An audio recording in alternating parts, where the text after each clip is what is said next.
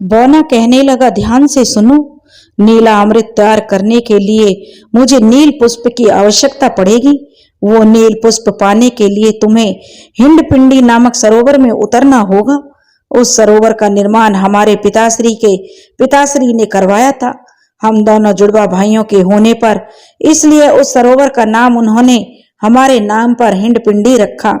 यहाँ से तकरीबन 15 कोस की दूरी पर जमाया नामक एक वन पड़ता है। अपने विशाल और घने वृक्ष की विशेषताओं के कारण वह जाना जाता है। उसी वन के बीचों बीच हमारी एक पुश्तैनी हवेली है, जिसकी रखवाली मेरा भाई हिंडक करता है। वो हवेली घने वृक्षों से ढकी होने के कारण किसी को नजर नहीं आती।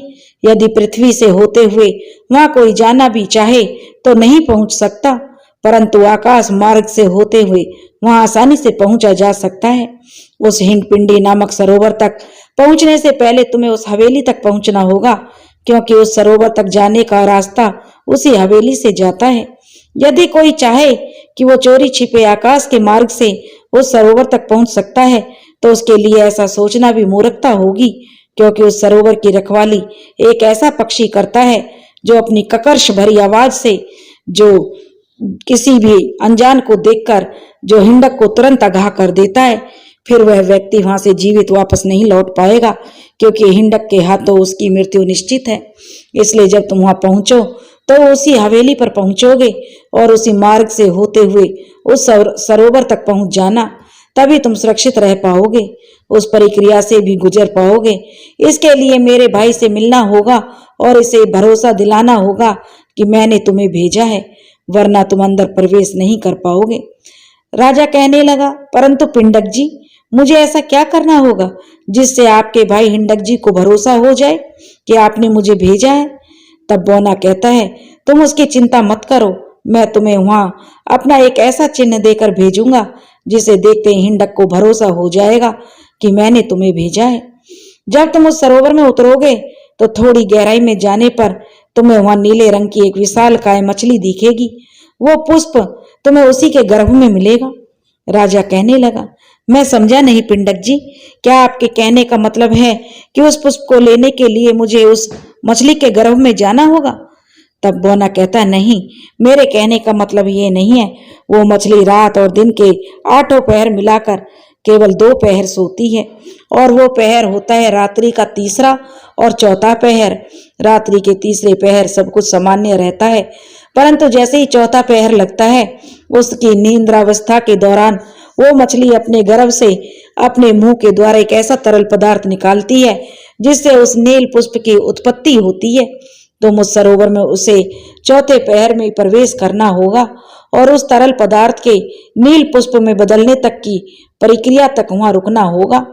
जैसे ही वो नील पुष्प तुम्हारे हाथ लगे, तुम्हें उसे बड़ी सावधानी से लेकर वहां से निकलना होगा। याद रहे, तुम्हारे पास इस कार्य को पूर्ण करने के लिए समय बहुत कम रहेगा, क्योंकि अगर तुमने ये कार्य कम समय में पूर्ण नहीं किया तो तुम पुष्प कभी नहीं पा सकोगे। इसके पीछे कारण यह है कि उस सरोवर में एक पुष्प भक्षी जीव रहता है, जो तरल पदार्थ जैसे ही पुष्प में परिवर्तित होता है, उसकी सुगंध से उस पुष्प भक्षी को उसका आभास हो जाता है, और फिर उसका भोजन करने से वह स्वयं को नहीं रोक पाता है और तुरंत ही उसे खा जाता है। जब तक मछली निद्रावस्था में ही रहती है, उसके जागने पर वो उसके पास नहीं आ सकता, वरना वह मछली का ग्रास बन जाएगा और उसके गर्भ में चला जाएगा। इससे पहले कि उसका सुगंध उस पुष्प भक्षी जीव तक पहुंचे, तुम्हें वो पुष्प लेकर उस सरोवर से बाहर निकलना होगा। इस दौरान एक बात का ध्यान रखना होगा, तुम्हें वो कार्य बिना किसी हलचल के सावधानी पूर्वक करना होगा। यदि कोई हलचल तुमने की तो उस हलचल के प्रभाव से जो मछली है उसकी निद्रा अवस्था से जाग जाएगी और वह तुम्हें पल भर में ही निगल जाएगी। उस वन की तरफ जाने से पहले विक्रम सिंह एक लोहार के पास जाते हैं और उससे एक विशेष प्रकार की पोशाक बनवाते हैं। फिर वह उस पोशाक को लेकर जो पिंडक के बताए अनुसार उस हवेली पर पहुंच जाते हैं। उस वक्त रात्रि का 4था पहर प्रारंभ हो चुका था। सहायता स्वरूप पिंडक द्वारा दिए गए उस रस्सी द्वारा नीचे उतरने पर वो देखते हैं हवेली के बाहर एक बौना पक्षियों के लिए दाने डाल रहा था। उनकी नजर जैसे ही दाना डालते हुए बौने पर पड़ती है तो वे अचंभित हो उठते हैं। पिंडक जी, और यहाँ ये कैसे हो सकता है? उन्हें अपनी आंखों पर भरोसा नहीं हो रहा था। वो उस बौने के समीप जाकर उससे इस विषय में कुछ पूछते उससे पहले उस बौने ने की नजर जो विक्रम सिंह पर पड़ जाती है और अब उनके प्रश्न के स्थान पर उस बौने के प्रश्नों का सामना करना पड़ता है। वह बौना एक अजनबी को अपनी हवेली की तरफ आता देखकर जोर से गरजता है, कौन हो तुम और मेरी इस हवेली पर क्या कर रहे हो? तो विक्रम सिंह जैसे ही उसका यह प्रश्न सुनते हैं वो समझ जाते हैं कि पिंडक नहीं बल्कि उसका भाई हिंडक है, जो हूबहू पिंडक की तरह दिखता है। तभी उन्हें पहचान नहीं पा रहा। वे उसके प्रश्नों का उत्तर देते हुए कहते हैं, जी मेरा नाम विक्रम सिंह है और मुझे आपके भाई पिंडक जी ने यहाँ भेजा है। तो वह कहता है, पिंडक ने भेजा है? परंतु मैं कैसे मान लूं कि तुम्हें पिंडक ने भेजा है? तो विक्रम सिंह कहते हैं, जी उन्होंने कहा था जब आप मुझसे मिले तो मैं आपको ये दे दूं ताकि आपको कोई भ्रम ना रहे कि मुझे भेजने वाले आपके भाई पिंडक ही हैं। कहते हुए विक्रम सिंह उनके सामने लाल रंग के जूतों की एक जोड़ी रख देते हैं।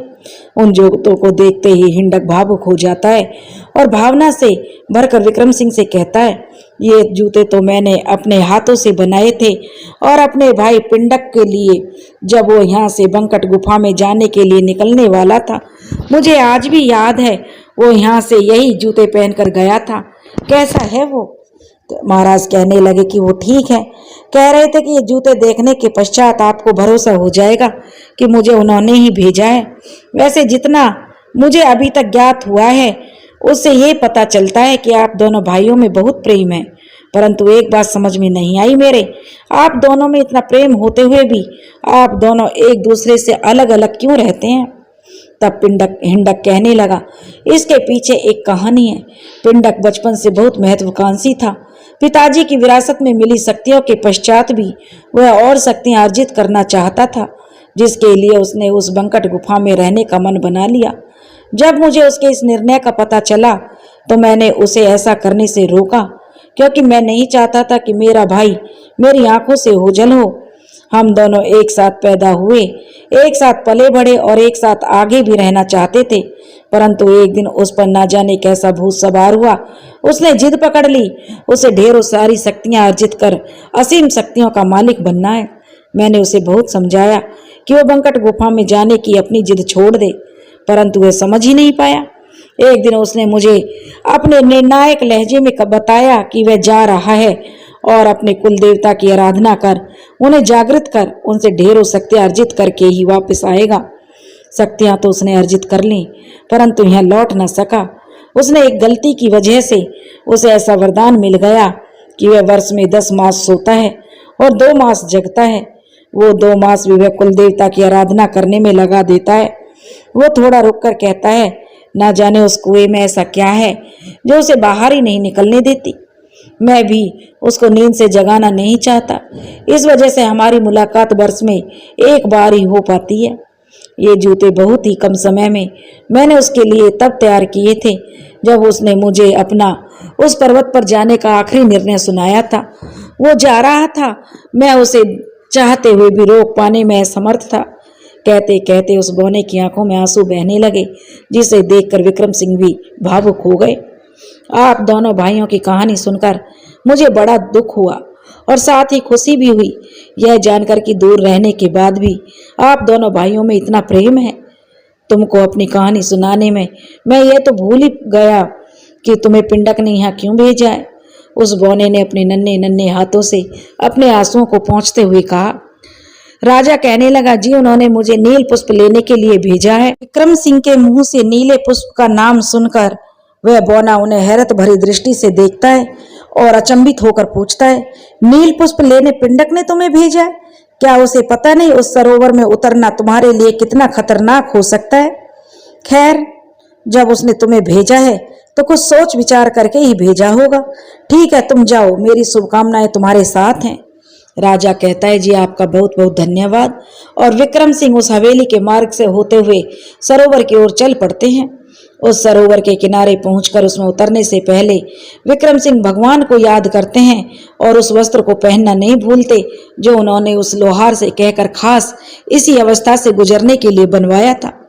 3 महीने श्री ज्ञाप ऋषि के आश्रम में रहने के दौरान उन्होंने शुद्धिकरण की जो क्रियाएं की थी, वो क्रिया इस वक्त उनके लिए सहायक साबित होने वाली थी।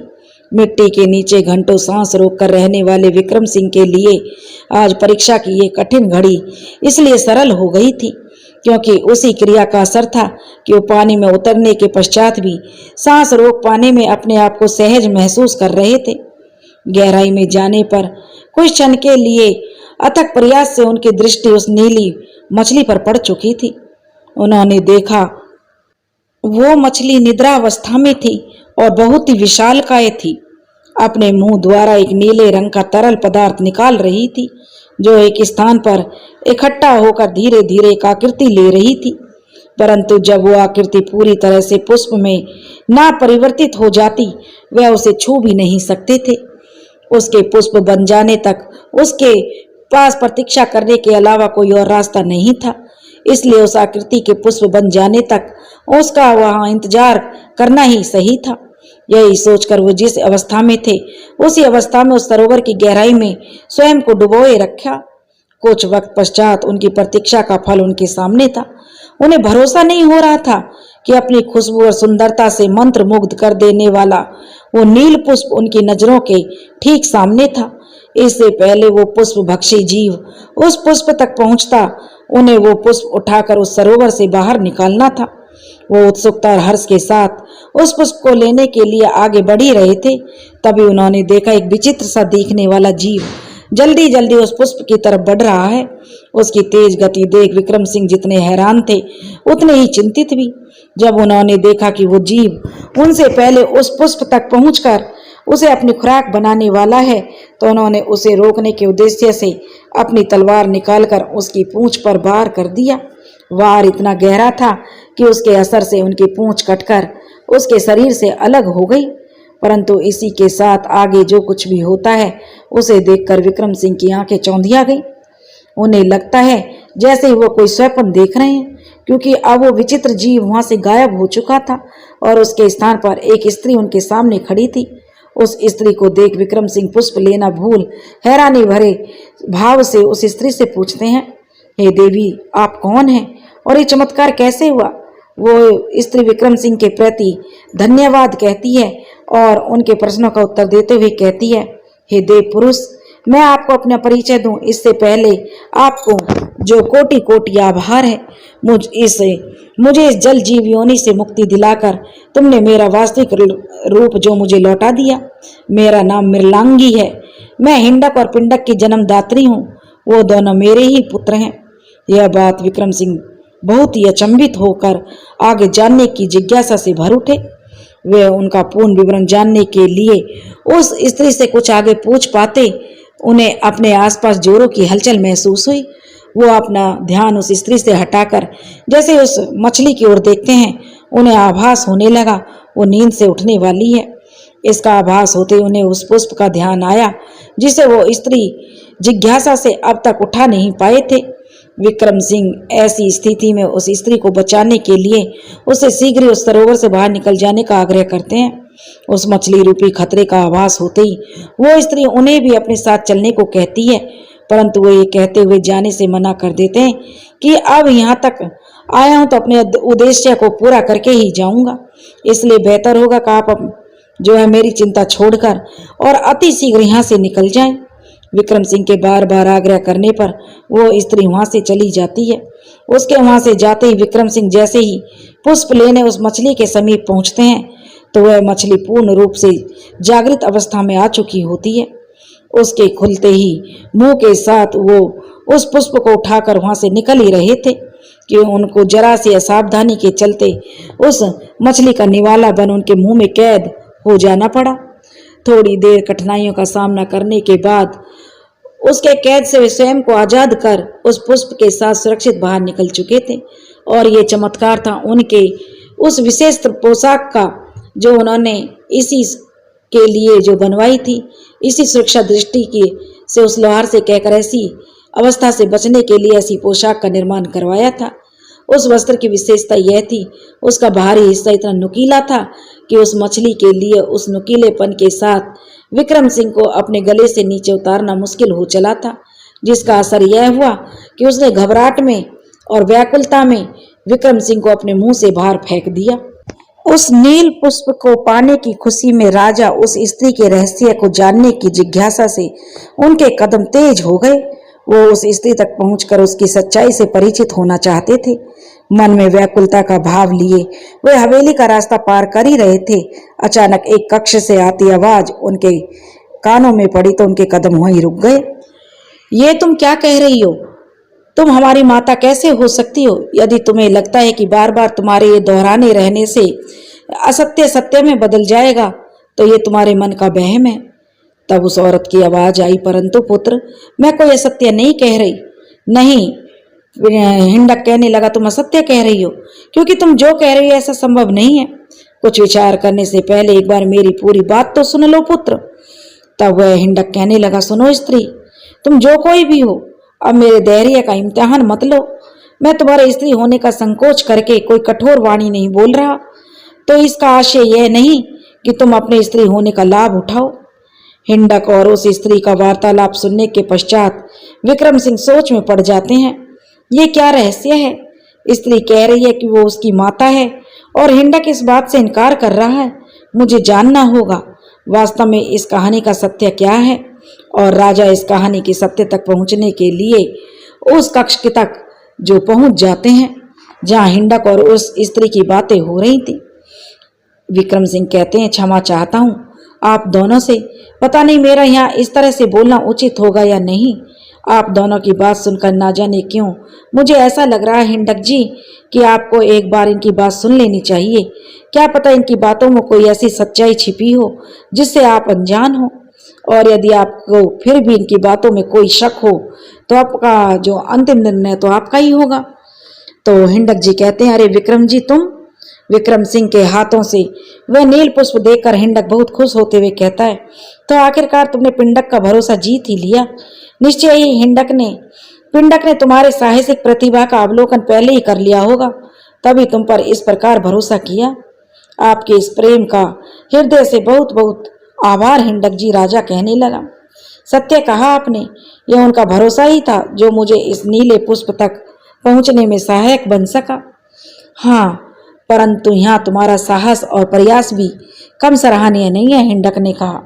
इस स्त्री के साथ को लेकर तुम्हारे सकारात्मक विचार भी उचित होते हैं। यदि मुझे वास्तविकता मालूम ना होती, जबकि वास्तविकता तो यह है मैं इस स्त्री को नहीं जानता। जानना तो छोड़ा, आज से पहले मैंने इसे कभी देखा भी नहीं। अब तुम ही कहो, ऐसे में ये हमारी माता कैसे हो सकती है? आपका कहना उचित है हिंडक जी, परंतु ये देवी यदि बार बार आपके माता होने की बात कह रही है तो हो सकता है कि इनके ऐसा कहने के पीछे कोई भेद हो जिसे आप अभी तक नहीं जानते हो। विक्रम सिंह की बात सुनकर हिंडक कुछ देर विचार करने के बाद निर्णायक लहजे में कहता है, ठीक है, यदि तुमको ऐसा लगता है कि इसे अपनी बात रखने का अवसर मिलना चाहिए तो तुम्हारे कहने पर मैं इसे एक अवसर दे देता हूँ, किंतु इसी के साथ यदि इसकी झूठी बात निकली तो मैं इसे दंड के लिए अवश्य तैयार रहना होगा। वह स्त्री कहने लगी, मैं तैयार हूँ पुत्र। यदि मेरी बात गलत सिद्ध हुई तो मैं कोई भी दंड भुगतने को तैयार हूँ। वह कृतज्ञता भरे भाव में बोली, आपका बहुत बहुत आभार। आप देव पुरुष हैं। आपने मेरी मनोव्यथा को जो समझ लिया, अपनी बात को सिद्ध करने का मुझे एक सब अवसर दिलाने के लिए मैं आपका धन्यवाद है। मैं आपका उपकार जिंदगी भर नहीं भूलूंगी। दूसरा उपकार? हिंडक उस स्त्री के दूसरे उपकार वाली बात पर चौंक जाता है। तब वह स्त्री कहती है, हाँ पुत्र, उपकार। पहला उपकार इन्होंने मुझ पर तब किया जब मैं इस नीले पुष्प को लेने उस सरोवर में उतरे थे। तब मैं एक पुष्प भक्षी जीव के रूप में उस सरोवर का हिस्सा थी। इनके कारण ही आज मैं इतने वर्षों के पश्चात तुम्हें देख पा रही हूँ। क्या कहा तुमने? मृलांगी के मुंह से यह सच सुन हिंडक की आंखें आश्चर्य से फैल गई। तुम्हारे कहने का मतलब यह है कि वो पुष्प भक्षी जीव जो उन सारे नीले पुष्पों को भक्षण कर जाता था वो तुम थी? हाँ, वो मैं ही थी पुत्र। मेरे इस स्त्री रूप से उस जीव रूप में परिवर्तित होने के पीछे एक लंबी कहानी है। कहते हुए मृलांगिन वो जो है उन दोनों को अपनी कहानी सुनाने लगी। मृलांगी कहती है, बात तब की है जब मैं केवल 15 वर्ष की थी। इस जमाया वन में सटी हुई एक छोटी सी पहाड़ी है जिसमें एक नदी होकर गुजरती है। उस नदी को पार करके दूसरी ओर एक छोटी सी पहाड़ी है। उस पहाड़ी के दूसरे छोर पर एक छोटा सा वन पड़ता है जिसे मोहिनी वन के नाम से जाना जाता है। उसी वन में कभी कई परिवारों का हमारा एक बहुत ही प्यारा सा कुटुंब रहा करता था, जिसके मुखिया मेरे पिताजी हुआ करते थे। सब मेरे पिताजी की आज्ञा को मानते थे और उनकी बातों का ही सम्मान करते थे और आपस में एक दूसरे के साथ प्रेम से मिलजुल कर रहते थे। हर तरह से एक खुशहाल जीवन यापन कर रहे थे।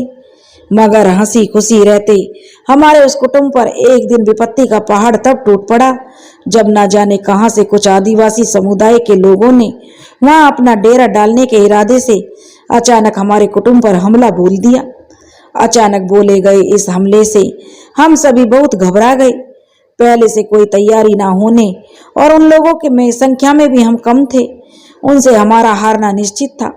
फिर भी जब तक हो सका हमारे लोग उनका मुकाबला करते रहे। संख्या में अधिक होने के कारण वह हमसे शक्तिशाली तो थे ही, साथ ही उनके पास कई तरह के घातक यंत्रों का जखीरा भी था, जिसके कारण उनसे अधिक देर तक मुकाबला करना हमारे अपनों के लिए मुश्किल हो गया था। नतीजा धीरे धीरे हमारे सारे कुटुंब के पुरुष उनकी क्रूरता का शिकार बन गए। एक एक करके उनके हाथों मारे गए। स्त्रियों को जीवित छोड़ने का कारण शायद वो स्त्रियों को उनके मन में गलत भावनाओं का जन्म लेना था। इससे पहले वो स्त्रियों पर कोई अत्याचार करते, स्त्रियों ने उनकी मनसा को भांप लिया था और वे चरित्रवान स्त्री कर भी क्या सकती थी। उनके गलत इरादों का शिकार बनने से पहले उनमें से कुछ ने नदी में कूदकर अपने प्राणों की आहुति दे दी, तो कुछ ने उनके ही यंत्रों द्वारा स्वयं के प्राणों की बलि ले ली। उन्होंने मरना स्वीकार किया, परंतु अपने कुटुंब की इज्जत को उनके हाथों सौंपना नहीं। उनके द्वारा जितने भी गलत कार्य किए गए, मैं भी उनकी बलि चढ़ गई होती यदि किसी तरह उनकी नजर से छिपते छिपाते अपनी जान बचाकर भागने में सफल ना हुई होती। वहां से भागकर नदी पार करके पहाड़ी के इस छोर पर आ गई, परंतु रहने का कोई आश्रय ना होने के कारण मैं कई दिनों तक इधर उधर भटकती रही और फिर भटकते भटकाते एक दिन मेरे भाग्य ने मुझे इस हवेली तक पहुंचा दिया जहां मेरी मुलाकात तुम्हारे पिताश्री से हुई। मेरी कहानी जानने के पश्चात तुम्हारे पिता, जो एक बहुत ही दयालु इंसान थे, मुझ पर उन्हें दया आ गई। उन्होंने मुझे इस हवेली में एक सूपकार के पदवी के अधिकार से रहने दिया। तुम्हारे पिता के अच्छे स्वभाव के कारण मुझे भोजन के साथ रहने की व्यवस्था भी मेरी मुहैया हो गई। इससे अच्छी बात मेरे लिए क्या हो सकती थी, परंतु उस वक्त मेरे लिए इतना ही काफी नहीं था। मेरे आंखों के सामने मेरे कुटुंब वालों के साथ जो अन्याय हुआ था, वो दृश्य बार बार मेरी आंखों के सामने आकर मेरी आत्मा को धिक्कारते थे, मुझे उन अत्याचारियों से न्याय लेने के लिए प्रेरित करते थे और उस भावना से मैं धधक उठती थी। किंतु कुछ भी ना कर पाने में मैं खुद को असमर्थ पाती थी और मेरी कुछ ना कर पाने की वो असमर्थता मेरी बेबसी बन मेरे आंखों से आंसू बनकर निकलती थी। एक दिन मेरी आंखों से भीगे कोरों को सच्चाई तुम्हारे पिता से छिप न सकी। फिर उन्होंने मुझसे पूछा और मैं स्वयं को रोक न पाई। मैंने उन्हें अपनी मनोव्यथा से अवगत कराते हुए कहा कि जब तक अपने कुटुंब की हत्या का न्याय मुझे नहीं मिल जाता, तब तक मेरे मन को शांति नहीं मिलेगी और मैं चाहती हूँ कि आप इसमें मेरी सहायता करें। मेरी बात सुनकर तुम्हारे पिता मुझे न्याय दिलाने को तैयार हो गए। एक दिन उनके दृढ़ निश्चय और उनके पिता के जादुई शक्तियों के प्रयोग से उस आदिवासी समुदाय के उनके लिए किए गए का दंड उन्हें दिया गया और मुझे न्याय मिल गया। दिन बीत रहे थे, इसी के साथ मेरी जिंदगी भी बदलने वाली थी। उस एक निर्णय ने जो मैंने अपनी व्यवस्था के चलते तुम्हारे पिता के हक में लिया था। एक दिन तुम्हारे पिता ने मुझसे अपना प्रेम स्वीकारते हुए मेरे सामने अचानक से विवाह का प्रस्ताव रख दिया। उनका यह प्रस्ताव मैं चाहकर भी ना ठुकरा सकी। ठुकराती भी कैसे, इतना बड़ा उपकार जो था उनका मुझ पर, मैं ये बात कैसे भूल सकती थी। उन्होंने इस समय मुझे आश्रय दिया था जब मैं बिल्कुल अकेली थी। इन सब के अलावा एक सच यह भी था कि कहीं ना कहीं मैं भी तुम्हारे पिता की अच्छाइयों के कारण उन्हें पसंद करने लगी थी। हाँ, ये बात अलग थी कि मैं उसे प्रेम के रूप में नहीं देख पा रही थी। कुल मिलाकर मेरे इस प्रस्ताव को स्वीकार करना इतना सहज नहीं था, परंतु इस बात को झुटलाया भी नहीं जा सकता कि तुम्हारे पिता जैसे व्यक्ति को जीवन साथी के रूप में पाना किसी स्त्री के लिए सौभाग्य की बात होती। यही कारण था कि मैंने बिना कुछ विचारे उनका वो विवाह प्रस्ताव स्वीकार कर लिया। इसके उनके पिता जो तुम्हारे दादाजी थे इस विवाह के लिए कतई भी तैयार नहीं होते, ये बात वो जानते थे। इसका प्रमुख कारण हमारी शारीरिक संरचना भी भिन्न थी, जो हमारे समुदाय को एक दूसरे से अलग बनाती थी। इसलिए उन्होंने अपने पिता से छिपकर अपने कुल देवता को साक्षी मानकर मेरे साथ विवाह करना स्वीकार किया। उन्होंने अपने पिता से छिपकर मुझसे विवाह तो कर लिया, परंतु अधिक दिनों तक ये बात वो अपने पिता से छिपा नहीं सके। तुम दोनों के जन्म के साथ ये राज भी राज न रह सका। मैं तुम्हारे पिता की धर्मपत्नी होने के साथ तुम दोनों की जन्मदात्री भी हूँ। तुम दोनों के जन्म की खुशी ने तुम्हारे पिता को विवश कर दिया। वे अपने पिता को इतने दिनों से छिपाया हुआ सत्य बताने के लिए इस जो चले गए। इस सत्य का पता लगते ही जैसा ही तुम्हारे पिता ने सोचा था कि उनके पिता तुम दोनों के साथ मुझे भी खुशी खुशी अपना लिया था। तुम्हारे दादाजी ने तुम्हारे पिता को माफ कर दिया था और हम तीनों को खुशी खुशी अपना लिया। हमारा परिवार एक हंसता खेलता परिवार था। तुम दोनों पर वे प्यार की वर्षा करते। 6 महीने का वक्त कैसे बीत गया पता नहीं चला। एक दिन वो हुआ जो मेरी कल्पना से भी परे था। तुम्हारे पिता को किसी आवश्यक कार्य से कुछ दिनों के लिए हमसे दूर जाना पड़ा और उसी दौरान एक दिन रात्रि में के समय मेरी आंख खुली तो मैंने देखा तुम दोनों मेरे पास नहीं हो। मैं तुम दोनों को ढूंढते ढूंढते तुम्हारे दादाजी के कक्ष तक पहुंच गई तो देखा तो तुम दोनों वहां सुख की नींद सो रहे थे। तुम दोनों को सुरक्षित सोता देखकर मेरे दिल को सुकून मिला, परंतु मैं इस बात से अनजान थी कुछ ही पलों में वो रात मेरे लिए एक भयानक रात साबित होने वाली थी, जो मेरी जिंदगी को श्रापग्रस्त करने की बाट जो हो रही थी। कहाँ पता था मुझे कि तुम दोनों को देखने का वो क्षण उस रात मेरा अंतिम क्षण होने वाला है। इसका आभास मुझे तब हुआ जब अगले कुछ क्षणों में मैं एक पिंजरे में स्वयं को छटपटाते हुए देख रही थी। मैं कुछ समझ पाती इससे पहले ही मुझे एक जल जीव में परिवर्तित कर तुम दोनों के नाम से निर्मित एक किए गए उस सरोवर में तुम्हारे दादाजी ने यह कहते हुए छोड़ दिया, जब तक कोई अजनबी किसी नेक कार्य के लिए सरोवर में प्रवेश कर तुम्हें मारने का प्रयत्न नहीं करेगा, तब तक तुम इस योनि में रहकर इस सरोवर के एक छोटे से जीव का हिस्सा रहोगी। मेरे पुत्र की जिंदगी में आने की तुम्हारी यही सजा है। तब से लेकर आज तक मैं इसी प्रतीक्षा में थी कि कब वो मानव उस सरोवर में प्रवेश करेगा और मुझे उस जीव योनि से मुक्ति दिलाए। लांगी की कहानी सुनकर हिंडक स्तब्ध था। उसे भरोसा नहीं हो रहा था कि उन दोनों से इतना प्रेम करने वाले उनके दादाजी उनकी माता के साथ ऐसा भी कर सकते थे। अभी भी वो मृलांगी की बात पर स्वयं भरोसा नहीं कर पा रहा था। जब मृलांगी ने देखा कि हिंडक अभी भी उसे शक भरी नजरों से देख रहा है तो उसने उसके शक को उसके भरोसे में बदलने के लिए एक ऐसा तथ्य उसके सामने रखा जिसे जानने के पश्चात हिंडक के मन में कोई संशय ही नहीं बचा। इस बात को लेकर मृलांगी ही उसकी वास्तविक माँ है। उसने कहा, यदि अभी भी तुम्हें मेरी बातों पर भरोसा नहीं है तो अब मैं तुम्हें इस परिवार से जुड़ा एक ऐसा रहस्य बताने जा रही हूँ जो या तो तुम्हें मालूम होगा या पिंडक को। इतना कह वह उसकी अनामिका उंगली के बड़े बड़े नख को देखने लगती है। उसे अपने नख की ओर देखता हुआ देख हिंडक उससे कहता है, तुम मेरे नख को इतने ध्यान से क्यों देख रही हो? तब वह कहती है, तुम्हारी इस उंगली के नख इतने बड़े क्यों हैं? क्योंकि इसे ऐसे नख रखना हम दोनों के व्यक्तिगत की शान होती है। कुछ और भी है जो तुम दोनों के अलावा तुम्हारी माता होने के नाते मैं जानती हूँ। मैं तुम्हारे कहने का तात्पर्य नहीं समझा, हिंडक अपनी दोनों बाहों को सिकोड़ते हुए कहता है।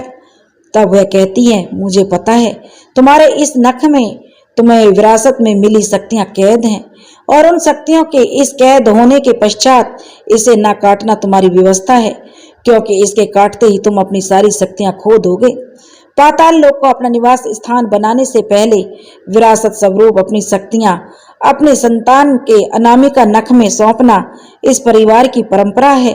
और मुझे यह सब इसलिए मालूम है क्योंकि ये सारी बातें तुम दोनों के जन्म लेने के पश्चात तुम्हारे पिता ने मुझे बताई थी। मृणांगी की इस बात को सुनकर अब वह बौना आगे कुछ भी बोलने की स्थिति में नहीं था और इसी के साथ वो इस बात को लेकर पूर्ण रूप से आश्वस्त भी हो चुका था कि मृणांगी ही उसकी माता है जिसके साथ उसके दादाजी द्वारा छल किया गया था। अब हिंडक को समझ आ रहा था कि उसके पिता इतने उदास क्यों रहते थे, उसकी माता से इतनी दूरी बनाकर क्यों रखते थे जो वास्तव में उनकी माता थी ही नहीं। उन्हें अपनी पत्नी का दर्जा देने से क्यों इनकार करते थे, क्योंकि वो उस दूसरी स्त्री को अपनी पत्नी के रूप में कभी दिल में अपना नहीं बना पाए थे। एक एक करके अपने पिता से संबंधित सारे दृश्य उसके सामने घूम रहे थे।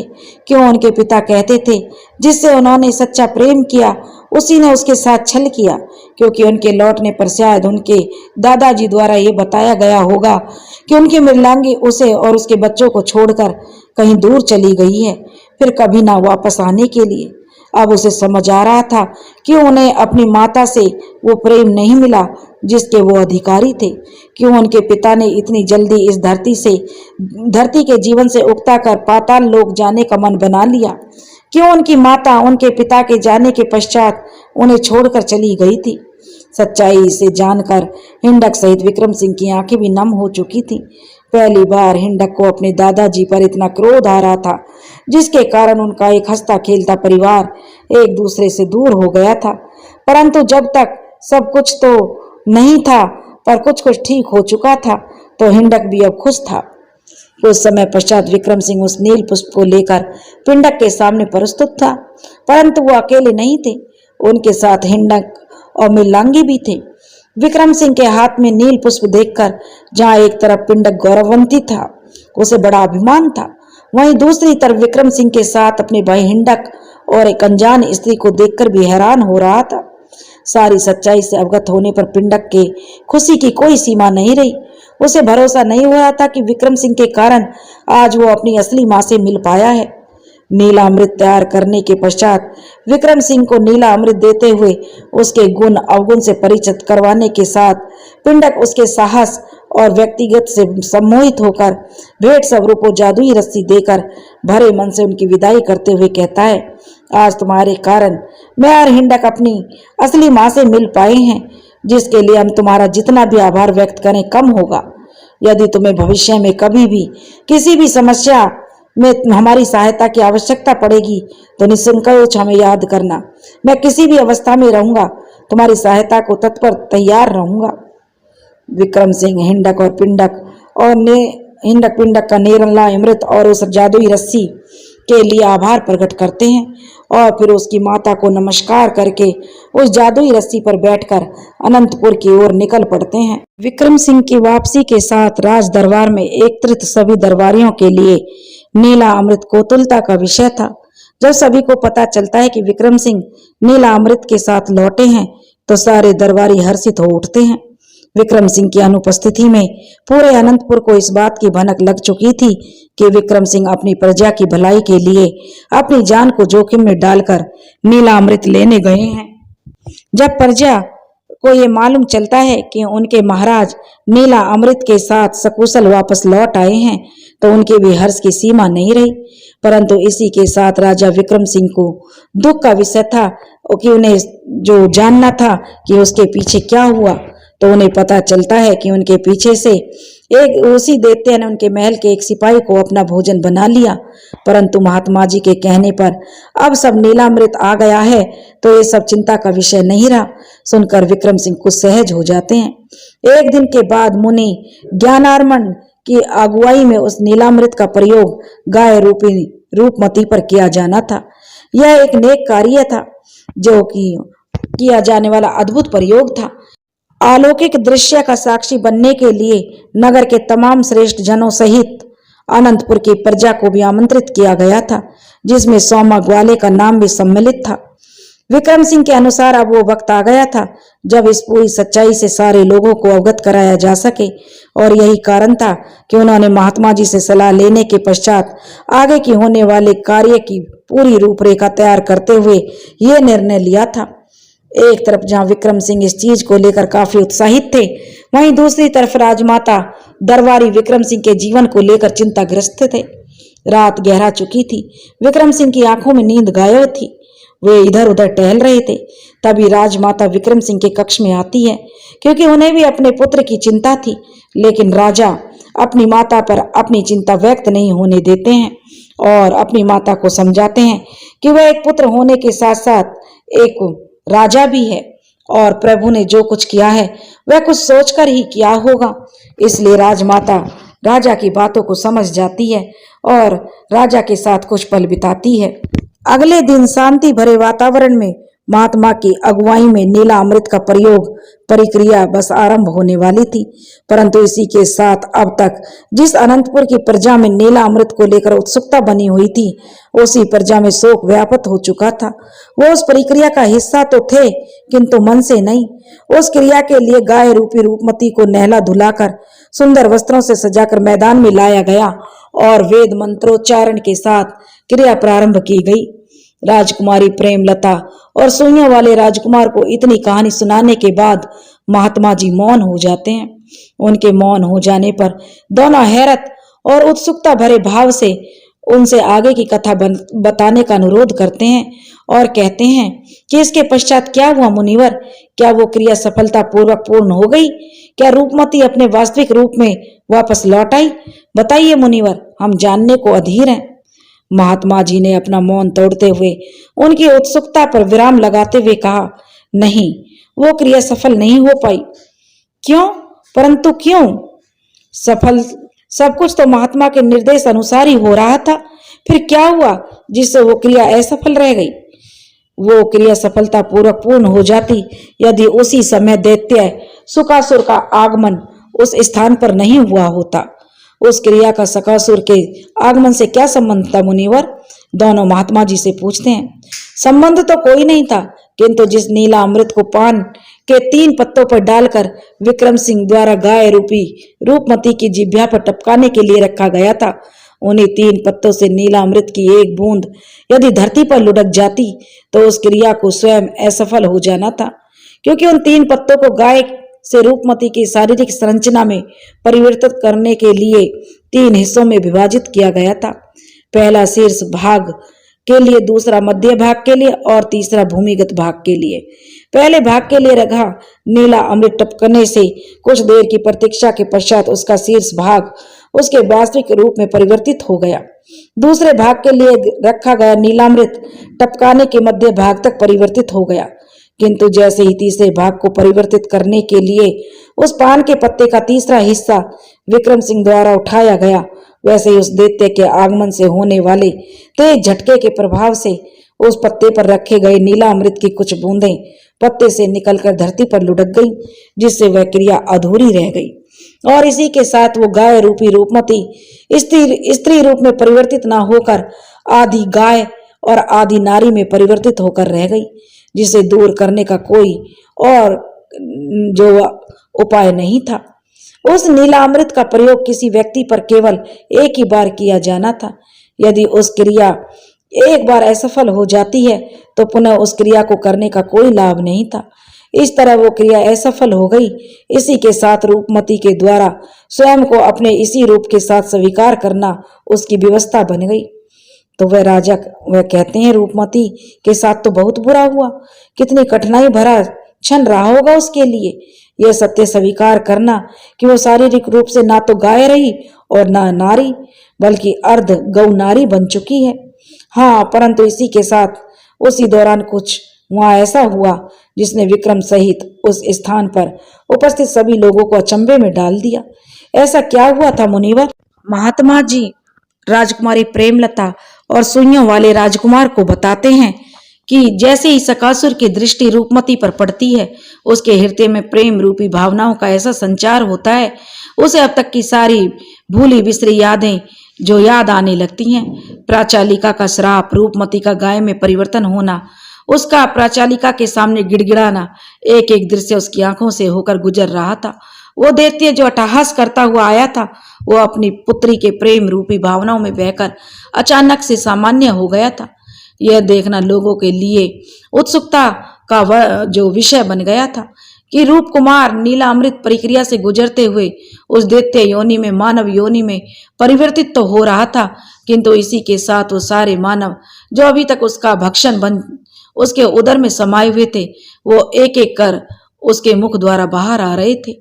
और ऐसा इसलिए संभव हो सका था क्योंकि उन मानवों को खाता नहीं था बल्कि निगल जाता था, जिसका प्रभाव उन मानवों पर यह पड़ता था कि वह उसके पेट के उदर में अंदर जो है जीवित अवस्था में रहते थे और मूर्छित पड़ जाते थे। वह अपने पुराने रूप में वापस लौट तो आया, परंतु यह सब होने के पश्चात भी वह पूर्ण रूप से श्राप से मुक्त नहीं हो पाया। अपने पुराने रूप में लौटने के पश्चात राजकुमार निश्चेतन अवस्था में चला गया। किसी को समझ नहीं आ रहा था ऐसा क्यों हुआ। महात्मा जी जो उस रहस्य को जानते थे, उन्होंने लोगों द्वारा जिज्ञासा प्रकट करने पर रूप कुमार की इस अवस्था में होने के पीछे का जो रहस्य बताया, उसे सुनना हर किसी के लिए पीड़ादायक था। नीलामृत की प्रक्रिया संपन्न हो चुकी थी। रूपमती अपने पूर्ण रूप में वापस नहीं आई थी और रूप कुमार सामान्य होते हुए भी निश्चेतन अवस्था में पड़ा था।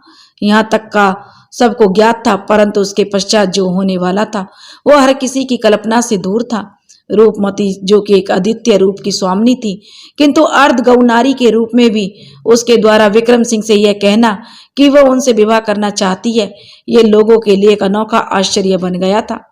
विक्रम सिंह रूपमती के इस प्रस्ताव पर अपनी कोई राय रखते इससे पहले ही महात्मा जी ने विक्रम सिंह की इस बात की स्वीकृति देने की बात कहकर लोगों को फिर हैरत में डाल दिया और इस बार विक्रम सिंह भी इससे अछूते न रह सके। उन्होंने महात्मा जी की ओर प्रश्नवाचक दृष्टि डालकर अपना संशय प्रकट करते हुए कहा, मुनिवर, ये आप क्या कह रहे हैं? सारी वास्तविकता जानते हुए मैं रूपमती से विवाह कैसे कर सकता हूँ? जिसका उत्तर महात्मा जी ने उन्हें यह कहते हुए दिया, आपके मन में यह प्रश्न उठना सार्थक है राजन, किंतु इस वक्त आपको रूपवती से विवाह करना ही होगा, क्योंकि नियति की यही कहानी है। उसके पीछे का जो कारण है उससे मैं फिर आपको फिर कभी बताऊंगा।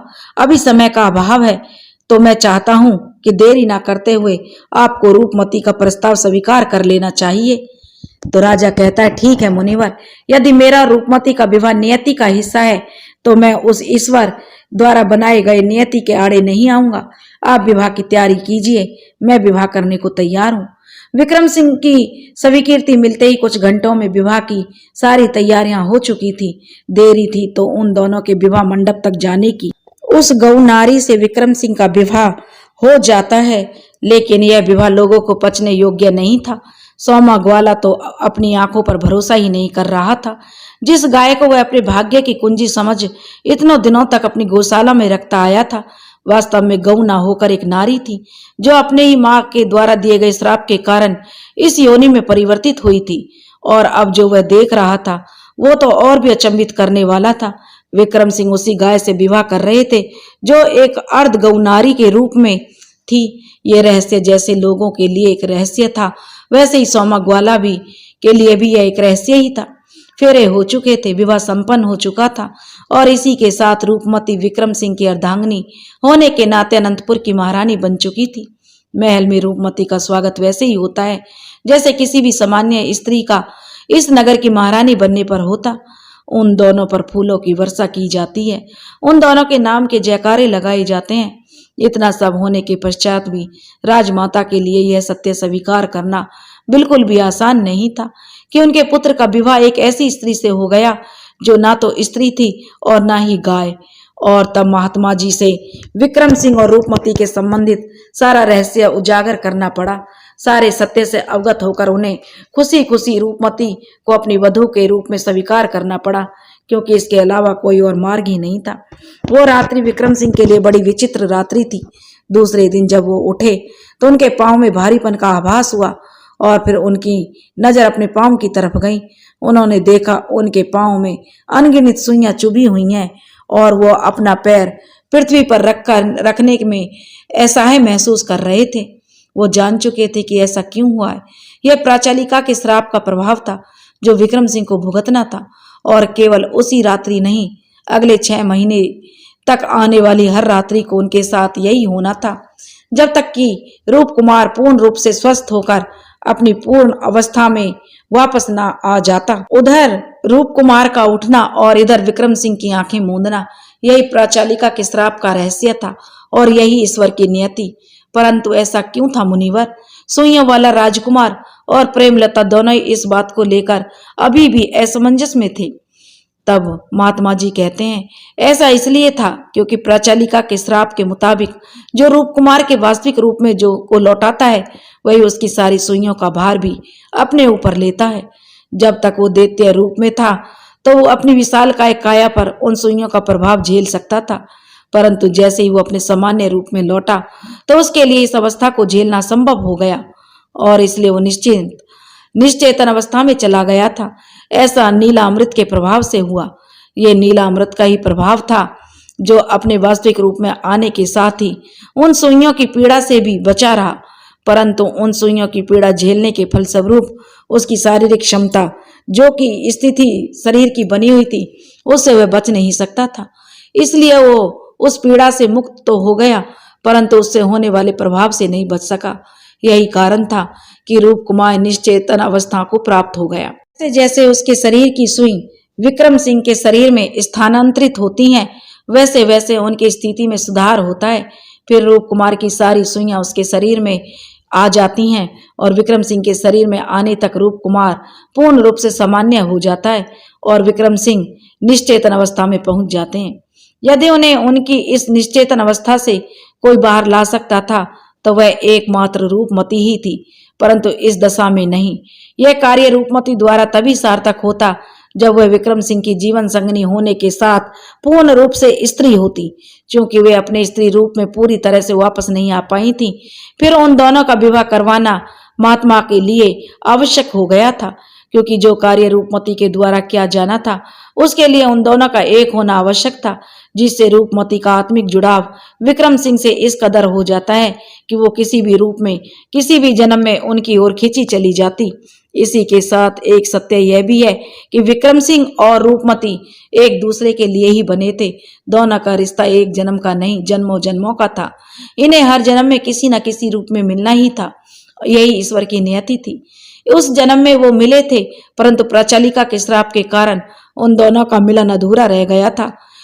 एक तरफ जहां विक्रम सिंह उन सुइयों के प्रभाव से निश्चेतन अवस्था में पहुंचने वाले थे, वहीं दूसरी ओर रूपमती अपने पूर्ण रूप को पाने से वंचित रह गई थी। यदि ऐसे में वो चाहती भी तो विक्रम सिंह को उस अवस्था से बाहर नहीं ला सकती थी, क्योंकि ऐसा करने के लिए उसका एक पूर्ण स्त्री के रूप में होना आवश्यक था। महात्मा जी आगे बताते हुए कहते हैं, प्राचालिका की पुत्री होने के नाते रूपमती कोई साधारण स्त्री नहीं रह गई थी। सच्चाई जानते हुए भी उसने इस विवाह का प्रस्ताव विक्रम सिंह के समक्ष इसलिए रखा था क्योंकि उसे विक्रम सिंह से प्रेम हो गया था और इस प्रेम की अनुभूति उसने उसी वक्त कर ली थी जब विक्रम सिंह से उसकी दृष्टि पहली बार मिली थी। पशु रूप में होते हुए भी उसे किसी ऐसे की प्रतीक्षा थी जो उसे उसका वास्तविक रूप लौटाने के साथ ही उसके हृदय में प्रवेश कर उसके भीतर प्रेम रूपी दीप को जला सके, और उसकी ये प्रतीक्षा विक्रम सिंह के रूप में पूरी हुई। उसकी उस प्रतीक्षा का अंत उस दिन समाप्त हुआ जिस दिन उसने पहली दफा विक्रम सिंह को सोमा ग्वाले के गौशाले में देखा। पहली दृष्टि में ही उसे आभास हो गया था विक्रम सिंह वही व्यक्ति है जिसकी प्रतीक्षा उसे वर्षों से है। यही कारण था वो रूपमती जो कि किसी भी को भी स्वयं को स्पर्श करने पर बिदक जाती थी, विक्रम सिंह के स्पर्श करने पर एकदम सामान्य थी। इतना ही नहीं, दूध निकालते समय भी उसका हृदय में प्रेम रूपी भावना का ऐसा संचार हुआ कि उसका दूध का प्रवाह होने लगा था। और इसी के साथ रूपमती जान चुकी थी कि विक्रम सिंह ही वह व्यक्ति है जिसके लिए उसका जन्म हुआ है, परंतु विधाता को कुछ और ही मंजूर था, इसलिए शायद वह अपना स्त्री रूप पाने में सफल नहीं हो पाई। अधूरे रूप और विक्रम सिंह के निश्चेतन अवस्था में पहुंचने के कारण उस मिलन की कहानी अधूरी अवश्य थी, परंतु वो उस कहानी का अंत नहीं था। उस अधूरे मिलन की पूरी कहानी उस ईश्वर द्वारा एक बार पुनः रची गई और उन दोनों का पुनः मिलन के रूप में ऐसा सुनिश्चित हुआ रूपमती की मृत्यु के साथ। उधर विक्रम सिंह निश्चेतन अवस्था में जाने के करीब आ रहे थे और इधर रूपमती ने अपनी स्वेच्छा से अपने प्राण त्यागने का निश्चय कर लिया, क्योंकि ज्ञानार्मण महात्मा के सुझाए मार्ग के अनुसार विक्रम सिंह को रूपमती ही उनके अचेतन अवस्था से बाहर ला सकती थी, परंतु इसके लिए उनका पूर्ण रूप स्त्री में होना आवश्यक था।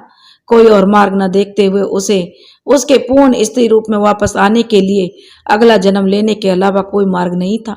उसका अगला जन्म तभी संभव था जब रूपमती की आत्मा इस शरीर को त्याग कर किसी नए शरीर में प्रवेश करती। जिस दिन विक्रम सिंह निश्चेतन अवस्था में गए थे, उसके एक दिन पश्चात ही रूपमती ने जल समाधि ले ली थी।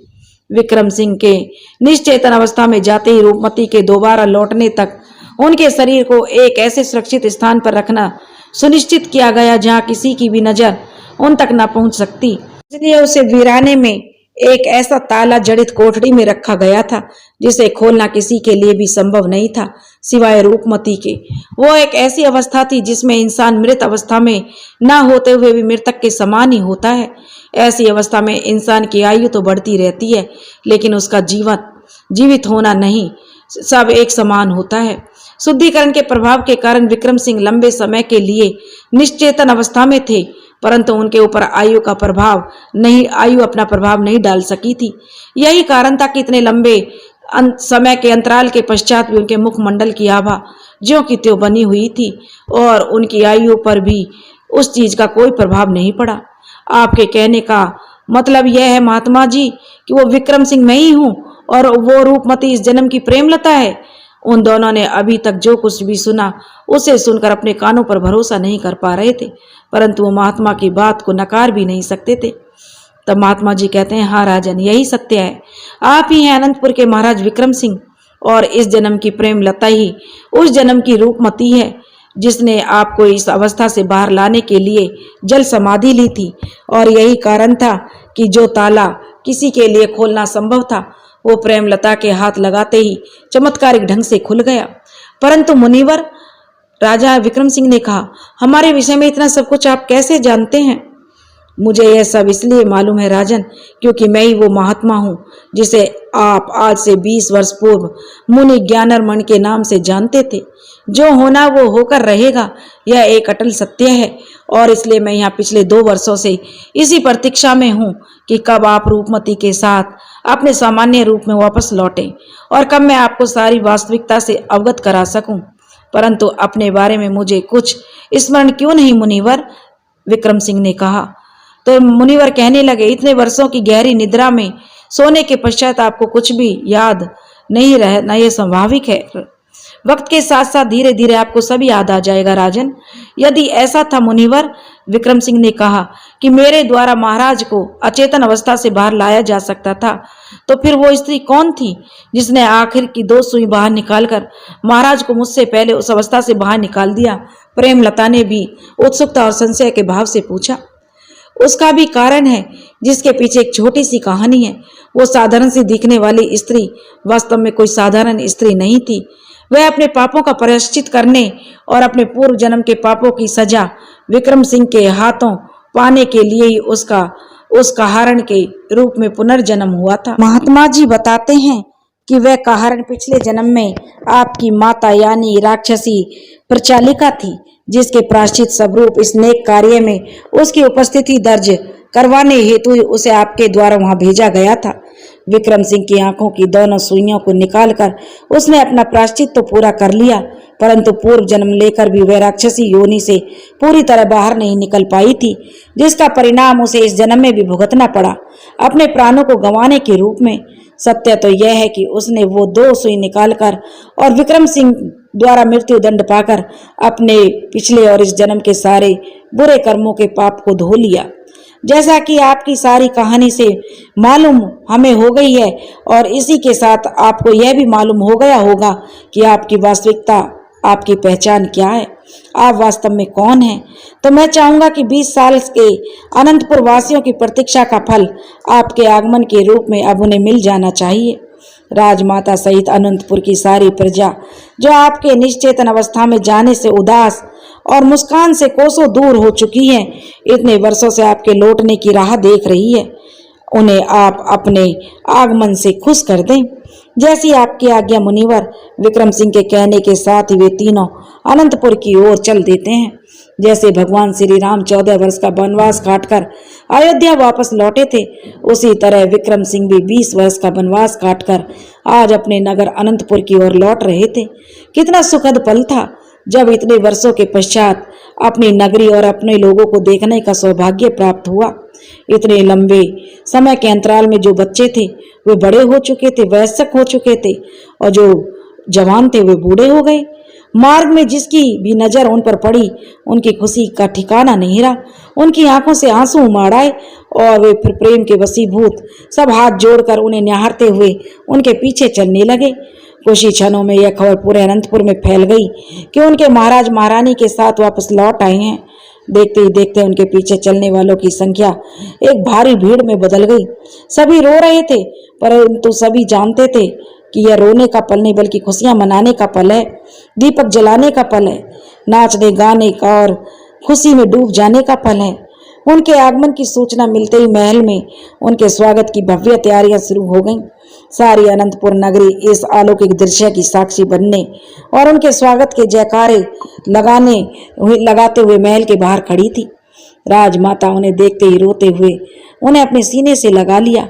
रूप कुमार, जो विक्रम सिंह की अनुपस्थिति में एक पुत्र होने का धर्म निभाते हुए राजमाता और उस महल को छोड़कर अपने नगर वापस ही नहीं लौटा, वह भी उनके आगमन पर भाव विभोर हो उठा। रूप कुमार सहित सारे मंत्रीगण और सिपाहियों की दृष्टि उन पर से हटी नहीं रही थी।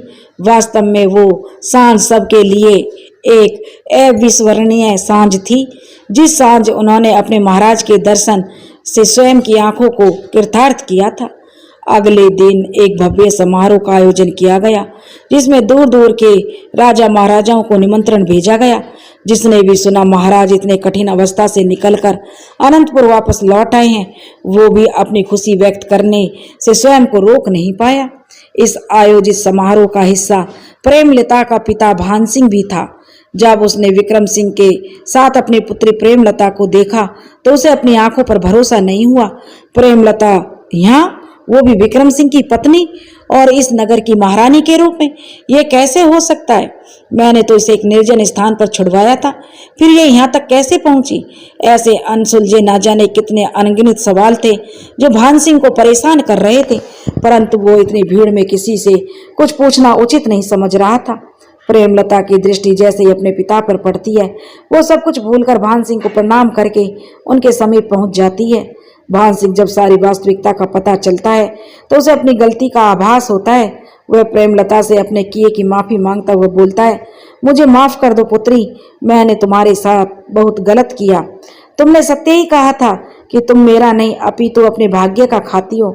मैं ही दंभ में आकर इस सच्चाई को नहीं समझ पाया। मुझे माफ कर दो पुत्री, मुझे माफ कर दो। आप, प्रेमलता कहने लगी, मुझसे माफी मांगकर मुझे लज्जित ना करें पिताश्री, आपकी इसमें कोई गलती नहीं है। आपने तो वही किया जो मेरी नियति में लिखा था, और मेरी नियति में वो निर्जन स्थान ही था। यदि आप ऐसा ना करते तो आप सोचिए, क्या मैं महाराज से मिल पाती रही? सही कह रही हूं ना पुत्री, तुम्हारे भाग्य में जो लिखा था वह होना ही था और होकर ही रहता। बहुत बहुत धन्यवाद तुम्हारा मेरी आंखें खोलने के लिए। भाग्य का लिखा कोई नहीं मिटा सकता, यह आज तुमने चरितार्थ कर दिया। अब जैसा कि मैंने तुम्हें वचन दिया था, यदि तुम ये साबित कर दोगी कि तुम अपना भाग्य का खाती हो, तो मैं अपना पूरा राज्य तुम्हें सौंप कर वन को चला जाऊंगा। तो आज मैं अपना वचन निभाते हुए अपना पूरा राज्य तुम्हें सौंप कर वन को जाना चाहता हूँ। प्रेमलता कहने लगी, नहीं पिताश्री, आप ऐसा नहीं कर सकते। आपके राज्य को आपकी आवश्यकता है। आप एक राजा होते हुए अपने कर्तव्यों से विमुख नहीं हो सकते। मैं आपका वचन तोड़ने का अधिकार आपसे वापस करती हूँ। कृपया आप अपना निर्णय बदल लें। राजा कहने लगे, परंतु पुत्री, मैंने अभी तक जो किया उसका प्रायश्चित ऐसे नहीं हो सकता।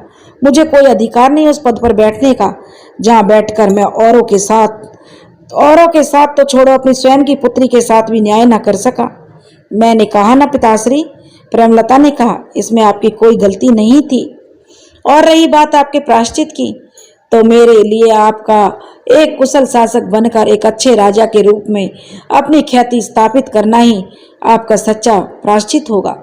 भान सिंह वापिस अपने राज्य लौट आता है, परंतु जो भान सिंह गया था वो भान सिंह अब नहीं था। उसकी पुत्री ने उसे बदल दिया था और उसी का परिणाम था कि बहुत जल्दी वह एक कुशल और न्यायप्रिय शासक अपनी गिनती करवाने लगा था।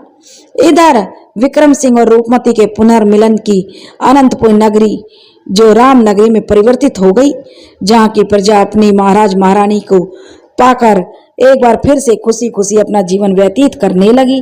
दोस्तों, अगर आपको हमारी कहानी पसंद आई हो तो प्लीज़ हमारे चैनल को लाइक करें, सब्सक्राइब करें और शेयर करें। राधे राधे।